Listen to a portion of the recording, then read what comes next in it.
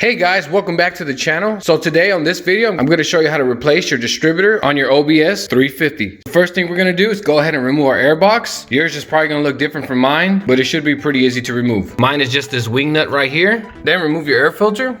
Therefore, you have access to distributor in the back. Remove your distributor cap off the new one. Therefore, we can transfer all the spark plug wires in order to make it easier. But however, if you prefer just removing them all and then going through the firing order yourself, that's okay as well. I'm just doing this to save me some time. So all I'm gonna do right now is simply just one by one disconnect the spark plug cables and put them where they should be. Therefore, we can remove the old distributor and then put the new one in and just simply put the cap on. Okay, so the way I'm gonna start this is I'm basically gonna go right with this line here. Closest one would be this spark plug here, and I'm gonna match it with the same ones. I'm gonna disconnect one by one and plug them on here to be sure that I'm not putting these in correctly. So just to give you a better visual, this is the first one I'm gonna disconnect, just like I said. Same on the new one. If you go straight down, it's gonna be right next to the cover of the electronic module.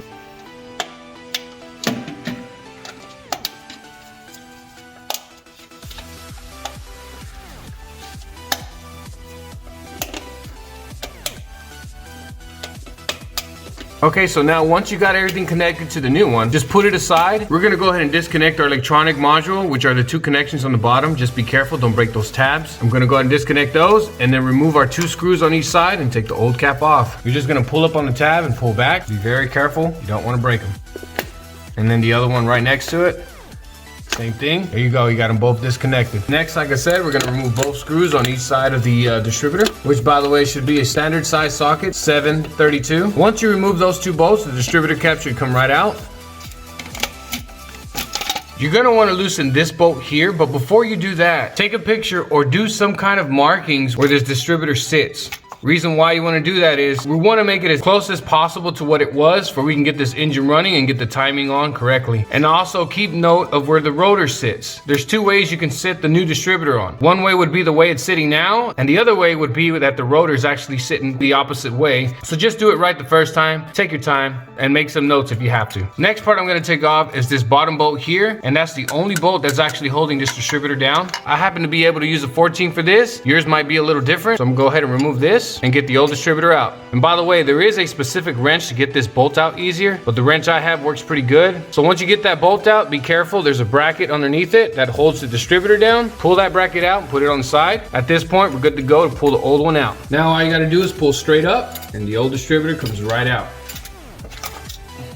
And there we have the old one. Just to give you an idea, I don't know if you can see very clearly down there, there's a groove where the distributor actually sits. As you can see, there's an indentation right in the center of that piece. And that's where the bottom of the distributor, this piece right here sits. So there's our new rotor there, our new electronic module. And it also comes with our new gasket, so be sure not to mess that up. So before we put our new one, just make sure where the gasket goes, it's nice and clean and there's no debris. All right, we're ready to put our new one in.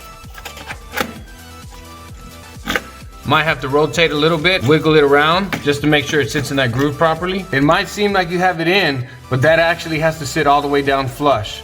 So you might have to pull the distributor back out, rotate the top a little bit. There you have it. It's nice and flush. Make sure the gasket's sitting properly and the distributor sitting all the way down. Now all we got to do is put our bolt back on, but we're not going to tighten it all the way because we're going to have to adjust the distributor to make sure it's on correct timing. We can go ahead and connect our distributor with the two bolts and the two connections on the electric module. All right, so now that you got everything in place, you want to make sure that that bolt is just snug, like I said before, to be sure that we're able to move this distributor around because we got to get the timing correct. Don't forget to put your coil wire, otherwise the truck's not going to start. Now all we got to do is let the engine run, let it sit until it's at running temperature, and we can get started on the timing. All right, so one of the things I forgot to mention is you want to make sure you disconnect the distributor wire that's located on the passenger side underneath the glove box.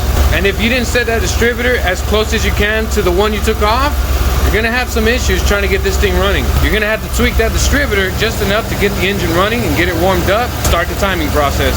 So at this point, I'm just waiting for this to warm up, and I'll hook up the timing light and try to get it as best as I can at 0 degrees. Now once you got your timing light, this is supposed to only attach to the #1 spark plug, not any of the other ones, only #1.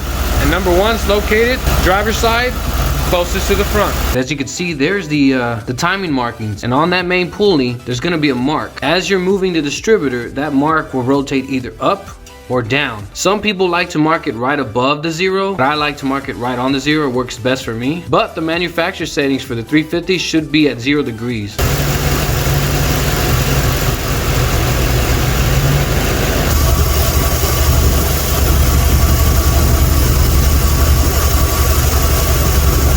And once the timing is done, you reconnect the distributor wire back on.